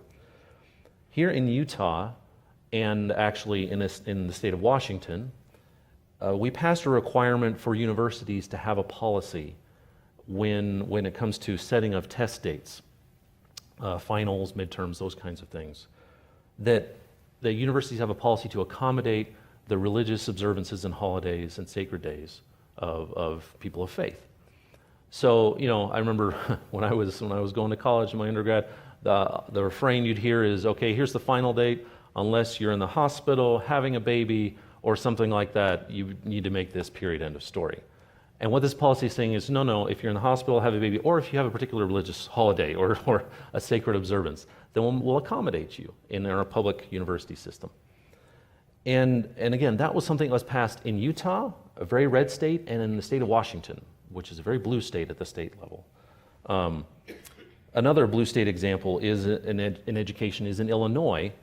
They enacted a law a few years ago requiring that people of faith in their religious clothing be accommodated when it comes to athletic uniforms. So if you're a sick boy playing basketball, wanting to keep your turban on, If you are a Muslim girl wanting to play soccer or track, wearing your hijab, you're allowed to do that as long as the particular piece of religious clothing doesn't present health or safety problems for the particular sport or make somehow unfair competition. Again, accommodating various perspectives in that. And that happened in the state of Illinois, one of the bluest of blue states in the United States. And in fact, we're considering and pursuing that here in Utah as well. That's in the area of education. Something maybe better known in the area of employment regulation was mentioned earlier, the Utah Compromise. And here in Utah, we've enacted various laws, several laws, that protected the basic rights of members of the LGBTQ community to pursue their employment, while at the same time not only protecting religious freedom, but those laws, and this is maybe something that hasn't been nearly as highlighted as much as it should be, created new statutory protections for religious freedom in the workplace and religious expression in the workplace that at the time they passed didn't exist anywhere. So it actually significantly advanced, took steps forward in religious freedom. It wasn't just about maintaining kind of the status quo. And that kind of thing wouldn't have happened without the legislative compromises that occurred. And it just highlights, again, the unique politics, despite continuing partisan polarization that exist at the state level, and the unique opportunities for advancing religious freedom that creates that simply don't exist in other areas that are going to be discussed today. Maybe a final example, just to drive home the point, is in healthcare and government employment. In various states across the nation, including here in Utah, there have been state protections that allow a person of faith who practices medicine or is in public service to do so in a way that aligns with their core beliefs about their faith, while also allowing people to get needed health care and government services such as marriage licenses and those kinds of things. And so I think all these examples simply point to the unique opportunity, not just at the state level, but in legislative action for protecting and advancing religious freedom. And it's not to say other things aren't required. Certainly, I think you're going to hear at the federal and the judicial areas, we need those areas to advance too. But oftentimes I think we probably, likely because this is where the news focus is, it's all at the state level, at the national level, oftentimes in the courts, and we don't recognize some of the real things that are advancing in religious freedom at the state level. And maybe last thing I'll say on this before I pass the baton is one reason why I think pursuing things at the state level is not only viable politically, but important is because what it allows us to do is take the principles of the First Amendment and put them into statutory protection across all walks of life. So you end up having not simply a claim on the First Amendment protection of freedom of expression and establishment, but statutory protections in areas like healthcare, the criminal justice system, education, in the economy, in the workplace, that take those principles of the First Amendment and put them into practice in a way that otherwise you would not have as strong of religious freedom protections without those kinds of things. And I think I'll close with that and pass it on to Marian. I want to thank BYU and Sutherland for inviting me here. It is such an honor and a pleasure to be here. And I'm grateful to be following my friend Derek, who has such a wealth of knowledge in these areas. I've learned for years from Derek, and I'm grateful to be still learning today. The 2022 midterms remind me of a time in Utah when tensions were high. It was a time like now when the world seemed divided in two. I was in the middle, trying to find ways to bring people together, and I met someone who changed my life. I won't share his name, but he is someone you all know. I told him my concerns, that the fighting over LGBT and faith was going to hurt more people than help, and he said something amazing. He told me how he was going to help, efforts that would and did make all the difference. But it was his why that changed my life. I asked him, given who you are, why would you help someone like me? His answer, it is because of my faith. My faith is the reason I want to help you and LGBT people like you. That little story illustrates the peril and the promise of the situation our nation is in right now. All indicators show that once again our nation is deadlocked politically. And all appearances, the rhetoric, the cable news reporting, the election advertisements, religious freedom and LGBT concerns are in a death match that will result in one or the other, the ultimate and sole victor. But what if the midterms tell a different story? What if, instead of a continued assault on religious freedom, there is a new hope, a new way forward? I am part of a group of people, a coalition that shouldn't be friendly with each other.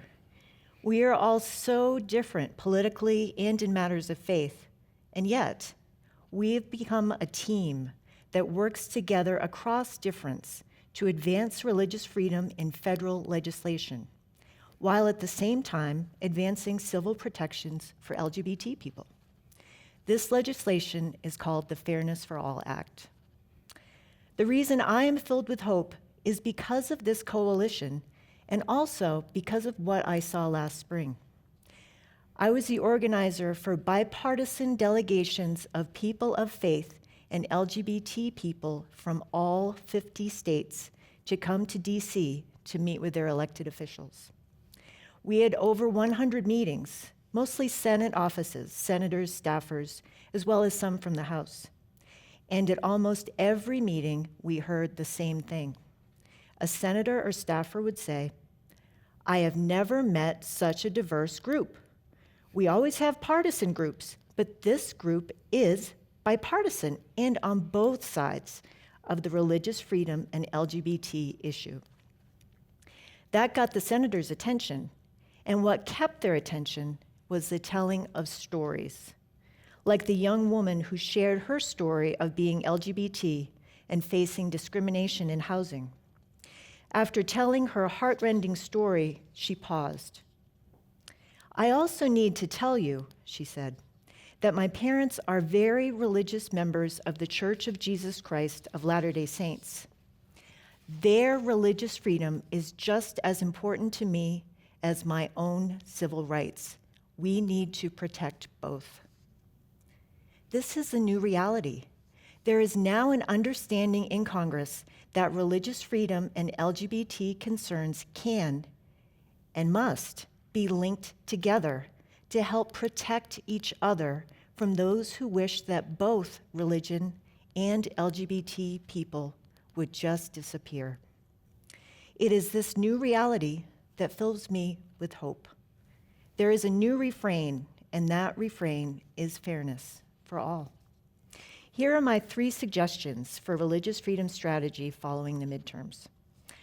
1, build on the fairness for all gains that have been made.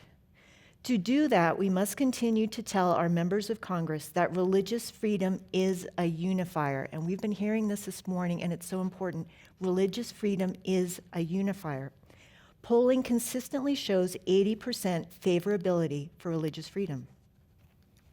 We have seen it work.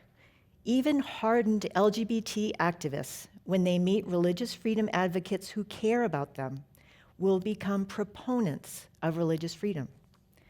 Polling is also consistent for LGBT civil rights, 80% favorability.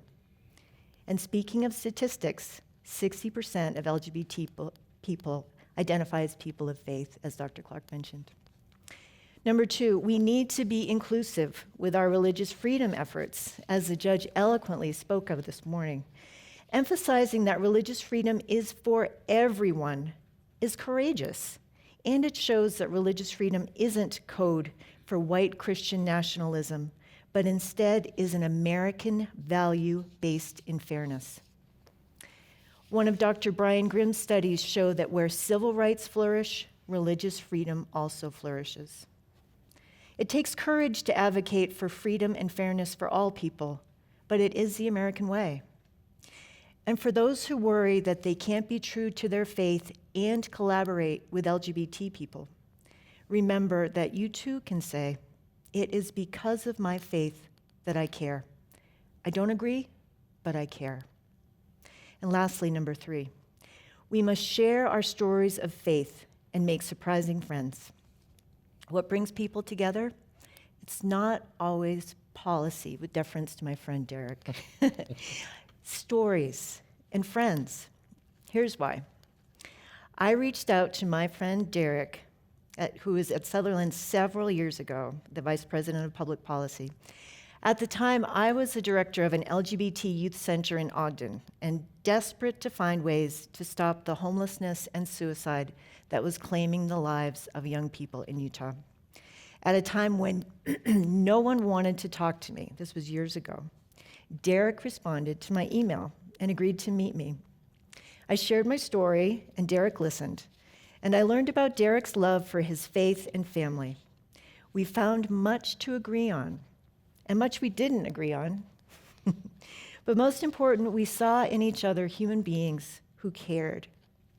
9 years later, Derek and I have collaborated on projects, written articles together, and spoken countless times here at BYU, at the Utah State Capitol, for the United Nations, and more. We most often share how two very different people can work together for the good of the community and country. The stories we told each other have become stories we tell others. And when I hear something in the news that I don't understand, how can they think that way? I say to myself. I ask Derek, and he will patiently explain his point of view, a point of view that always has made sense to me and informed my own thinking on topics I thought I fully understood. The truth is, until I heard the other side of many topics, I actually didn't know as much as I thought I did. The same is true for religious freedom. We assume people know what religious freedom is, but each of us needs to tell our own story of why religious freedom matters to us and to our nation. I learned from Derek that the best way to share our faith and our policy positions is through stories and to make new friends along the way, preferably friends who are different in some way. And here's my invitation.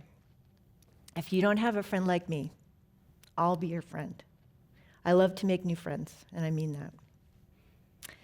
The midterms may not be all that we hoped they would be, but there is hope. Hope that with our old and new friends in Congress, we can build religious freedom together.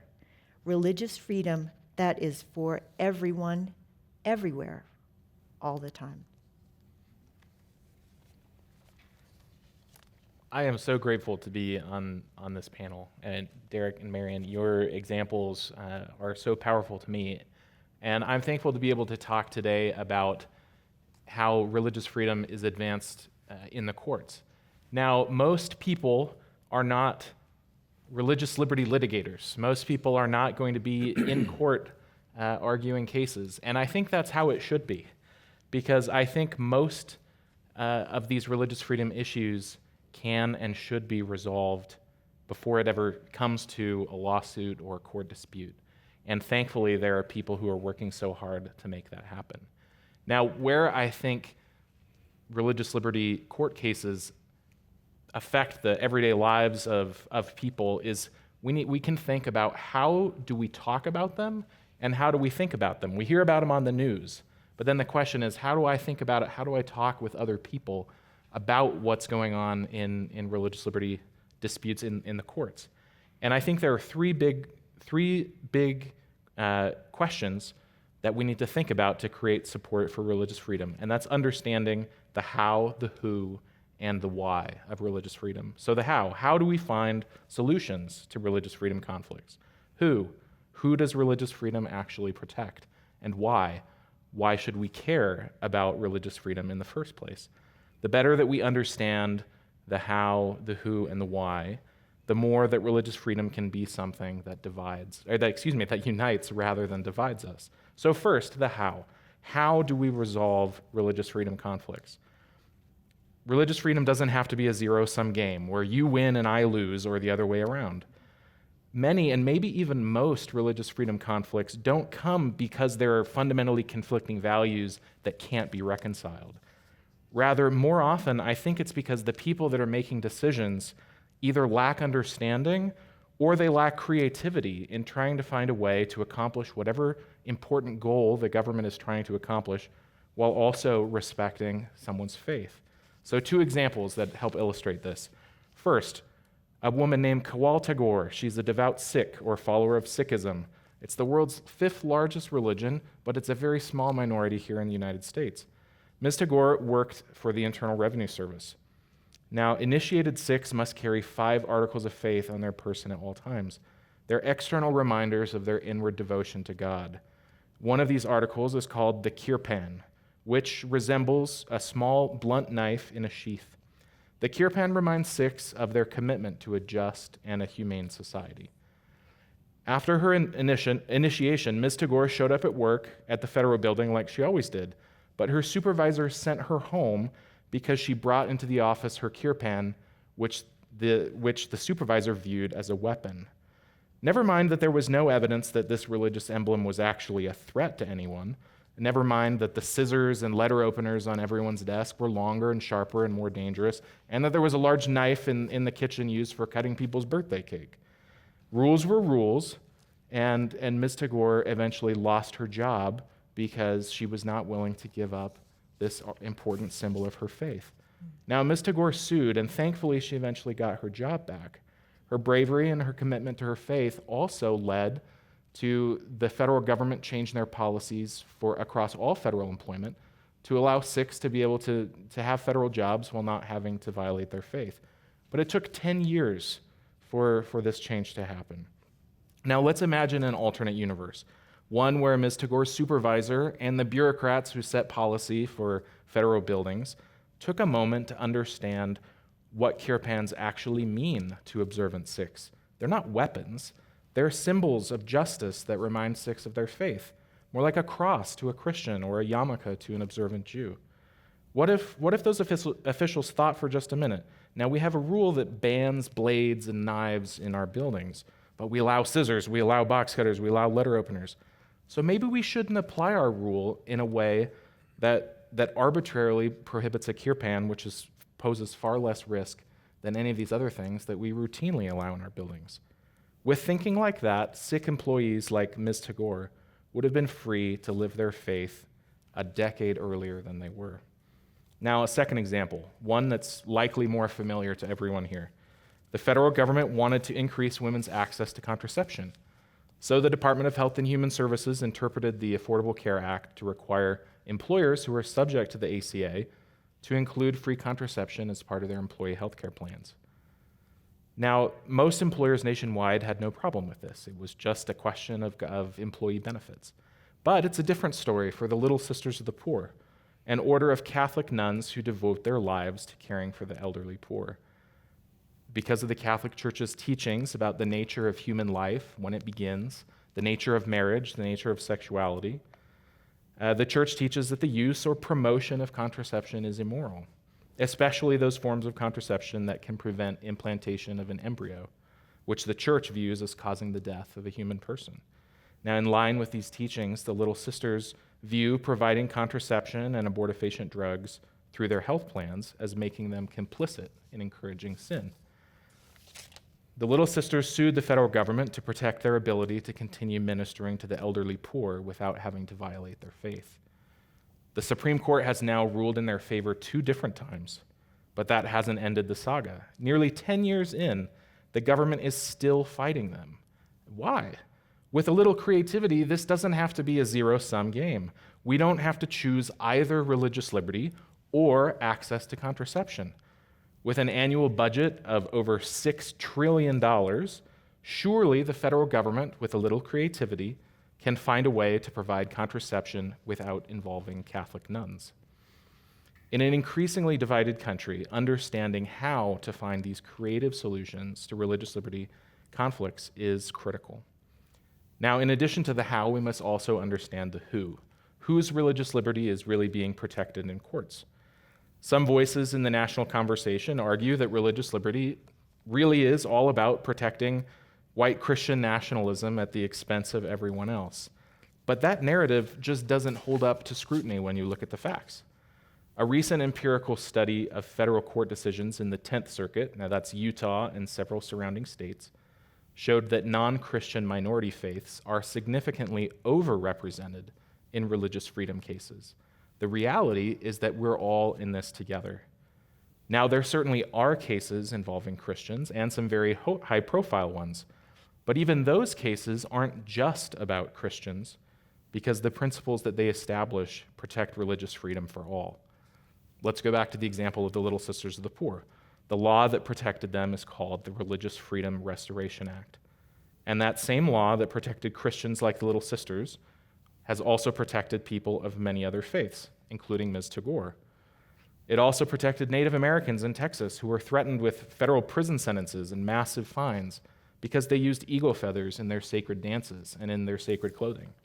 It protected Muslims in a small town in Tennessee who faced discrimination and massive community opposition to their plans to build a mosque. It protected a Sikh army captain who was finally allowed to grow his beard and wear his turban in accordance with his faith. And there are many other ways that hopefully this law will protect Jewish, Sikh, and Muslim sailors and Marines who wish to maintain beards in accordance with their religion. Western Apaches in the state of Arizona, whose sacred site, Oak Flat, is being threatened with permanent destruction by a foreign-owned mining company that wants to turn their most sacred land into a giant crater 2 miles across and 1,000 feet deep. The law protects all of these people and all of these faiths. So now we have the how and the who, and finally the why. With so much dividing us, why should we care about religious liberty and why should we protect it in the first place? Many people have various reasons for supporting religious freedom. I'll name 3 that certainly are not bad reasons, and they're actually in many instances quite good, but I think they're incomplete and likely won't be enough to sustain support for religious liberty in an increasingly divided country. First might be what you would think of as some self-interested pragmatism. I have my faith, I want it protected, and so I have to protect other people's faith too if I want mine protected. But the problem there is that doesn't really sound much like freedom. That sounds more like power. If I could find a way to protect my own faith and not everyone else's, then maybe I would. So another reason that's offered is somewhat transactional. Religious groups do amazing things in the community, and so they ought to be free to be able to continue doing those things. That can be a very persuasive reason, but it also has its limits. What if I think a particular group isn't doing enough to help the community, or what if I don't like the way that they're doing it? You might also have theological reasons for believing in religious liberty. If you're a Latter-day Saint, you may believe in the 11th article of faith, that you claim the privilege of worshiping Almighty God, and you allow all people the same privilege, according to their own conscience. I think that's a wonderful reason to believe in religious liberty. But it's also not one that's likely to convince people who don't share your faith. So how could someone who believes very differently still believe in religious liberty? We need a reason for it that goes beyond just my faith, just your faith, just my view of what's worthwhile or yours, because not everyone agrees on those things. And that reason lies in our human nature, and it can be understood and accepted by anyone, regardless of their own religion, their race, gender, sexual orientation, political affiliation, or any other defining characteristic. As human beings, each of us is born with a natural desire to seek truth and a conscience that drives us to live our lives in accordance with the answers that we believe that we have found. This is why religious liberty is a human right, because to deny our ability to seek answers to life's big questions, or to seek God, in other words, is to deny part of what makes each of us human. With this understanding, we seek religious liberty not just for ourselves or for those with whom we agree, but also for those we believe have the answers about God completely wrong. Not because we don't think those answers matter, but because we believe that each person has the right to be wrong. Our respect for each person's humanity and natural right to seek truth allows us to live together in harmony even when we think that the other has missed the truth in deep and important ways. Our nation may be divided in many ways, but we can be united in supporting this right to be wrong. Thank you. I feel like we ought to clap for everyone who's presented.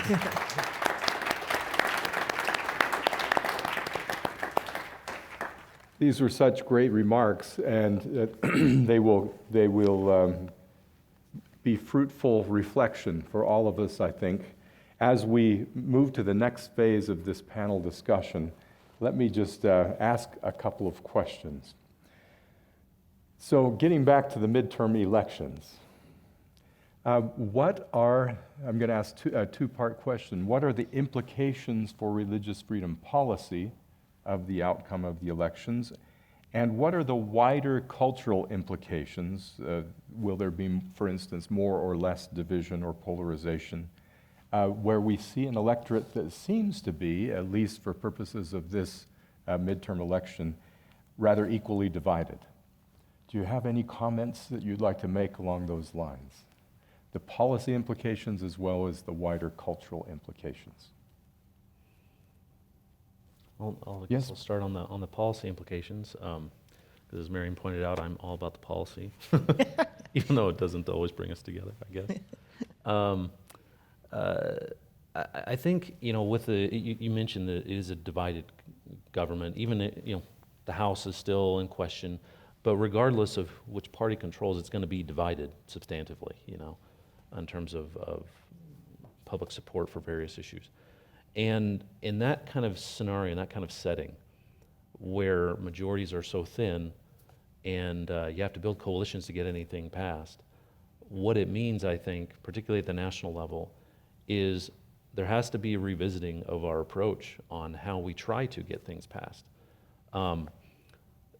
So you're going to have to find ways to legislate in ways that elevate above the division, that bring kind of transcendent appeals to different coalitions of people, regardless of their party. Otherwise, you're simply going to have continued gridlock like we've had, with maybe a few exceptions because there's procedures that allow you to do certain things on budgets and things like that. But even in that case, within each political party there are strong divisions. So you're going to have to find ways, simply as a matter of how our government functions. It's not a matter of, it is a matter, I guess, of us doing the right thing, but even if you didn't care about that, just a matter of pure practicality, you're going to have to find ways to appeal to people who don't fully agree with you. And so I think that is one of the major implications of policy. If we actually want to advance religious freedom, want to advance other policy issues for that matter that we care about, there's going to have to be some kind of crossing of divides in the appeals that we make, in the policies we pursue, and a willingness in that sense to compromise in order to get things across the finish line, to accept that we're gonna get half of what we want, and that's better than getting nothing of what we want. Thank you. Others care to add? I love that answer, and to add on to that, what I've seen is leaders in Congress who are hearing about how important religious freedom is to their constituents. And I'm also seeing surprising people on the left who are now understanding, okay, religious freedom isn't just important to those people, it's important to my people as well. And these are also folks who are answering to the ones who put them in office. So in other words, okay, we need to get certain pieces of legislation passed. There's a gridlock, how can we do it? And they're realizing that if they can compromise, if they can work together and include religious freedom, they are much more likely to get things passed. And I believe that's what we'll be seeing, because now this has become the conversation that religious freedom is a unifier, and it is something that people value across the aisle. So I'm hopeful. I think we're entering into a new period of time. Thank you. Daniel. I don't think I have anything to add to that.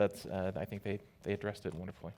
Well, thank you. And if you haven't noticed it yet, aren't these lovely, hopeful, optimistic panelists? You see in them an example of, I think, the way to tackle these seemingly intractable issues of division and misunderstanding and even enmity. So thank you for those great answers. I want to just give you a chance to talk about the cultural implications as well of polarization. Is there a trajectory to improvement? What will it take? Is this part of a pendulum swing, like a cycle, like a business cycle? We're all familiar with business cycles. And the irony is you never know when you're in it or at what point you are in it. If you knew that, you'd make a killing in the stock market, I suppose. But there's a cycle to political issues as well and to political loyalties. Is there a trajectory out of the problems? I think Judge Griffith even mentioned something like it might be even an existential threat to the vitality and the preservation of our Constitution, this great divide. What do you see? What do you see? And maybe the midterm election can inform you, but you can go beyond that in your answers. I think the law is a great teacher. It exists to regulate people's behavior, but it also teaches us something about how we ought to live. And over the last decade or more, there have been a number of major cases at the U.S. Supreme Court that have protected religious liberty, and many of those cases have done so where the court was unanimous in protecting religious liberty, or there was a very strong majority. Some of them were closely divided cases, but most of them were not. And I think the fact that the Supreme Court, which maybe embodies some of the deepest divisions that exist in our nation, the fact that they can achieve unanimity or very strong majorities in many of these religious freedom cases, I think really can teach the broader society that maybe we don't agree on how we would like every religious person or religious group to go about their affairs, but we can create space where they're able to do that, and where people who disagree with them are also able to live their lives in accordance with what they understand and what they believe. And so I think even in a world where politics and the law are deeply divisive, we can look to the law as a teacher about how we ought to be in that way of looking for common ground and looking for a way that we can disagree but allow each other to still live in harmony. Thank you very much. Let's open this up. We've got a microphone over on this side. We appreciate your using the microphone so that this can be, your question can be part of the live stream, but let's open this up to all of you for a period of question and answer. If you would move to the microphone, please.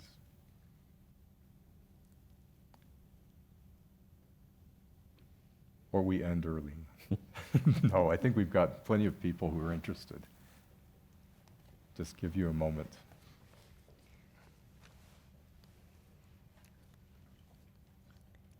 You mentioned the Utah Compromise. I'm here from out of state. That was passed before I got here. I wonder how that's holding up, and how the Utah, I guess, majority churches, have they felt comfortable, or has it brought a harmony, or is there still more pushback beyond the Utah Compromise? I don't know. I'm not asking a very good question, but I think... No, thank you for that question. It's an important question. And I think Marian or Derek is probably closest to these issues to be able to answer. Would you care, either of you, to answer? Yes, and I think we'll have we'll have the same kind of general point, but a different approach to it. So that is a wonderful question, and thank you for asking it. 10 or so, 11 years ago, I came to Utah to work on LGBT youth homelessness, and then realized that suicide was also a problem, and became the director of a youth center, and found that with the 700 youth that came to my center every month, found young people who didn't feel that they had a future, that they didn't have hope. And they were engaging in destructive behaviors. They didn't value education, all the things that you don't want for your children. So I was on a mission to change things, and then became swept up in an initiative where good people on both sides of the issue came together to reach common sense solutions. And Derek can talk to the finer points of that. And the result is that it's a sea change in Utah for people who are at greatest risk. There was a rock above the Capitol in Salt Lake that was called Suicide Rock. And that's where LGBT homeless youth would go to end their lives. And it was a terrible time, but now there's such hope in the air. And I don't get calls anymore from people saying, oh no, this kid got kicked out, he's 12 years old, what should we do? Now I get calls from parents saying, how can I help my child live a life of faith? What can I do? And I believe it's the Utah Compromise that has made these changes. It's the example of people coming together and instead of saying hateful things into the air, saying things that are hopeful and respectful. And that's why I believe that what we have done here in Utah, all of us together, needs to be a model for the country. Utah has something special, and the entire country can learn from it. Thank you for the question. Thank you. Derek, anything to add? Yeah, I think just kind of from, go figure, from the policy side of it, I do think it is working out. You know, they're reporting every year numbers of anti-discrimination cases, and they're very low, which, you know, from one standpoint you might say, well, we're just missing it, but from another standpoint you'd say, well, maybe there isn't a ton of discrimination going on out there against LGBT individuals in their employment, specifically in housing, which would lead to lawsuits not coming about or cases not coming about. I think too, there hasn't been a dramatic push to abandon it, to run away from it, or to change it significantly, which means from someone involved in policy, that means the policy is working. You know, there isn't a groundswell to say this is not the right solution. We thought it was, and it's just not working. It's actually the opposite. It's kind of a settled case at this point, and so I think it is working out for people, at least in the ways that we can observe. It seems to be. Thank you. There's another question. Do you have a follow-up question?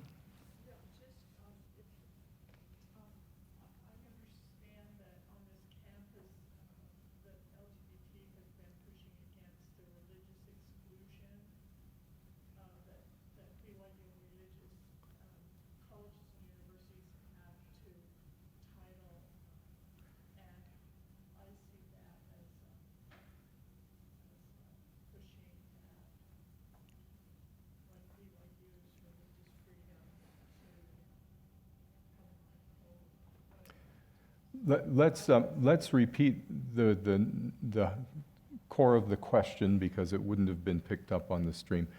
Just a note that an idea that on BYU campus, for instance, and I suspect elsewhere, there's a push against the religious exception to the Civil Rights Code that maybe would threaten honor code or standard of conduct that may exist at a religiously founded university over the question of LGBTQ+ rights. Any comment on that? And then let's please move to the next question. I do have a comment. Yes, please. That's another excellent question. It's something that's in the air, and it is in the air, as you mentioned, in other Christian colleges and universities around the country. What is missing from that discussion are the many, many people who are same-sex attracted or identify as LGBT who are perfectly happy with the honor code. So those are the missing people that no one ever talks about. They are very happy in a Christian college or university under an honor code, and they abide by the honor code. And this is true in traditional faith systems as well. Not all LGBT people want to belong to an institution that is fully affirming. A lot of LGBT people are very happy in traditional faith settings. The other comment I'll make is that I have worked with BYU and other Christian colleges and universities for a decade now. And these are folks who care deeply about all their students, including LGBT students. And I think that's lost in the conversation. We have tricky things to work through. That is true. But the heart is there, the good intentions are there, the love is there. And I think we need to lean into that, and we need to find solutions together where perhaps students find other places that are more suitable to them and for people who are happy where they are, that they get the love and support that they need too. Thank you very much. Let's move to the next question. Thank you. I'd like to thank the organizers for putting this conference on today. It's been very enlightening and informative.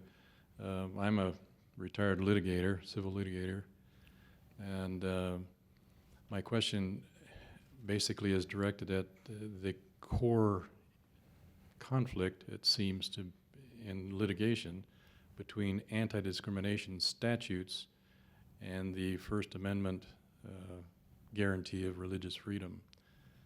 Would you like to address that?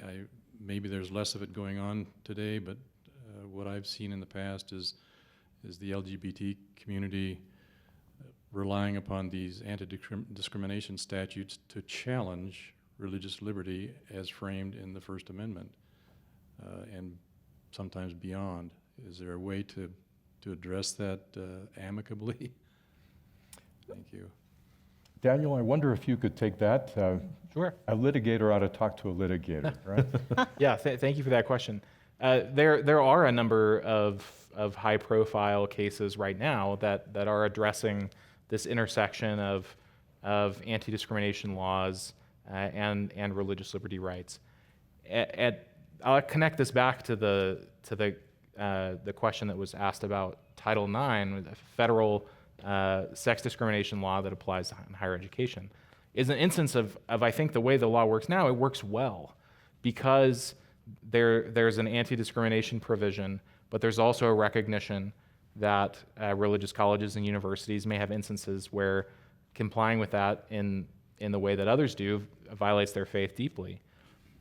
So I think the path forward is going to be creating more of those situations like Title IX where we have an exemption rather than less, because when there's no accommodation for the religious organizations, then it really does put you in an instance where it feels like a power struggle and there's no room for compromise, because it's either get on board or your institution is no longer allowed to exist.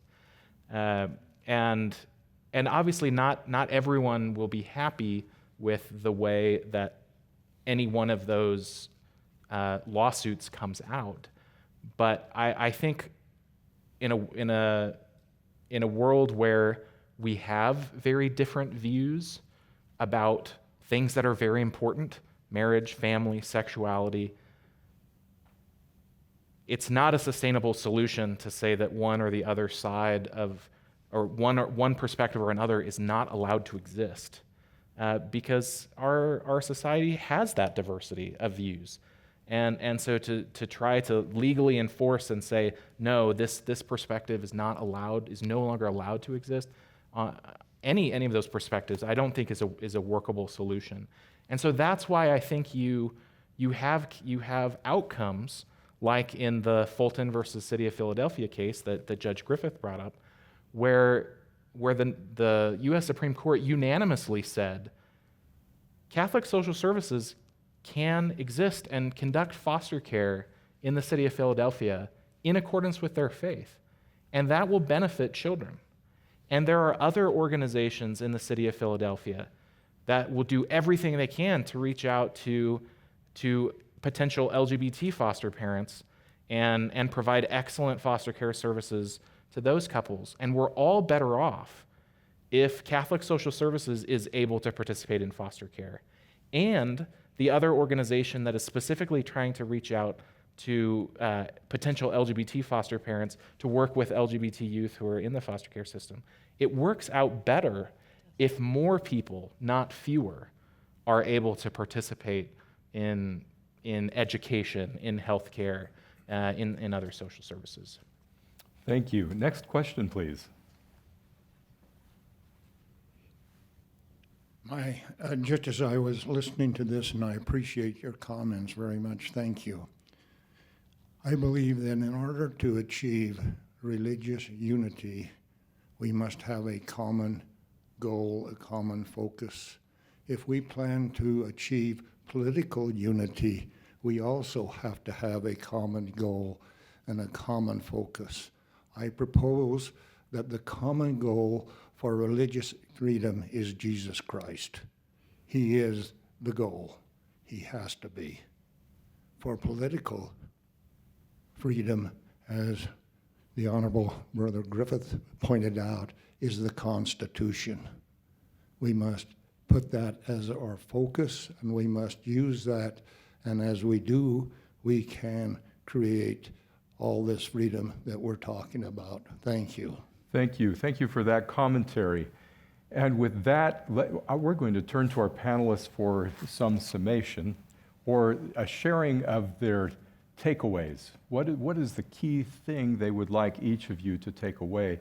And I'm going to abuse the privilege of the chair for just a moment, first with an announcement. I don't know if you've noticed, but outside there are 2 tables with some literature that could be very helpful to help you and me plumb the depths of some of these discussions we've been having today. We'd invite you to take it and to enjoy it, to read it, to study it.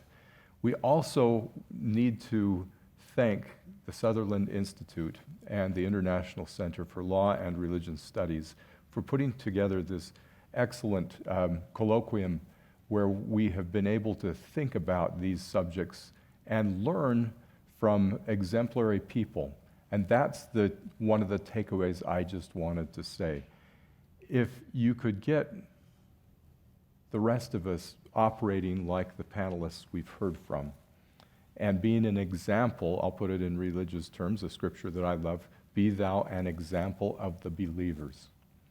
When we are examples of this kind of desire to reach out, desire to befriend, desire to understand and to listen, we can solve problems. And it gets us to those principles that were present at the convention in Philadelphia. We need to stand up for the principles, particularly the core items that are part of religious freedom. But so important that we build that understanding and that listening. Otherwise, we talk past each other, we create division rather than seeing religious freedom as a unifier. I'll just add my piece about religious freedom as a unifier.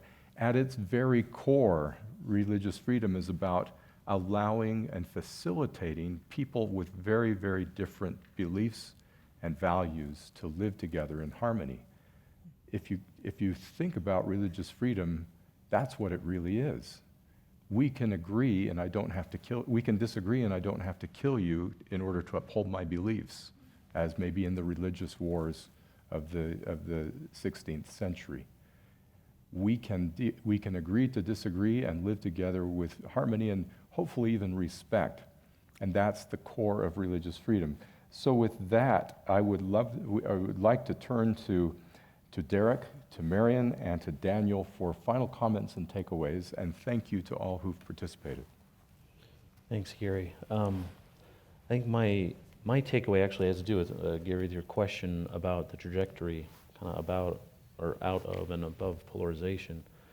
And it's to me, it's something that is as true as it is beautiful, which is that the solution to those problems lie within us, individuals. You know, we live in a republic and a democratic republic, a democracy, and that means that the people who are our political leaders are a reflection of us, of the way we vote, or whether we choose not to vote, and the way we organize ourselves. And so that means a solution starts with us. We don't simply have to, it's not about simply electing different people. It's about changing ourselves in a way that then leads the people who we elect to change. And those people can change sometimes without even being a different person in the office that is elected. So, this gets back to the relationships. As Marian described, her friendship with me and mine with her, that is something that changed my life. It didn't change my principles, it didn't change my core beliefs, but it changed my life in a wonderful way and added something to my life, then allowed and opened up ways for policy solutions to come forward in a way that I wasn't aware of at the time, and vice versa, I think. And that's kind of what I'm getting at, is it starts with us. Those policy solutions change when we start to change. And our elected officials, I respect and love our elected officials, I work with them all the time. More often than not, they are followers. They follow where the people are leading them. And that's how our system is designed to work. And so if we can recognize that and internalize that and start to act on that, go find a friend who doesn't think like you. Marian's given you an open invitation, and I would endorse that heartily. She is a great friend. Find somebody who thinks differently than you, that believes differently than you, and get to know them regularly, interact with them regularly, get to know their families, get to know their lives, their personal interests and hobbies and things. And it will open up things that you don't see, and your life will be better for it, and our politics will be better for it, and our culture will be better for it. Love that, love that. I think that, as Derek said, each of us is the solution going forward. It's the core that we talked about this morning. It's what's in each of us that is so important to us. And as you're here to talk about religious freedom with us, I know that you care about it. What is your story of why you care about religious freedom? Perhaps think about that and perhaps share that with people. A lot of folks have no idea why religious freedom is important. They see it as a headline and they react to it in one way or another. But if you share your why, what is your story? What is your why? Then that can change someone else. And ask them their why, of why they care about religious freedom or why they might want to care about religious freedom. We need to start having these conversations. We need to start getting this into the air that we breathe, so that religious freedom isn't something we only hear about when it hits the courts. It's something that's important to all of us every single day. And I look forward to hearing your stories. If I could sum up some of the things that I've been reminded of today, it's that more often than not, the solution to what's viewed as a conflict related to religious liberty involves more understanding, more sharing, stronger relationships, more openness. I love the word curiosity that you used. Now, some people may worry that talking about compromise or talking about understanding means that you're diluting what you believe and what's important to you. But I think if you understand religious freedom from the lens of our common humanity that drives us to seek truth, and that part of what makes us who we are is that desire to live our lives in accordance with our conscience, you can firmly believe that you've found the truth and someone else hasn't, but you can still recognize that person's humanity, and you can afford them the right to be wrong in what they believe as you see it, and still share a society and a country in peace and harmony and in love without having to dilute what you believe, but while also opening your arms to listen and to understand and to make room for other people. Thank you. Would you join with me in thanking our panelists?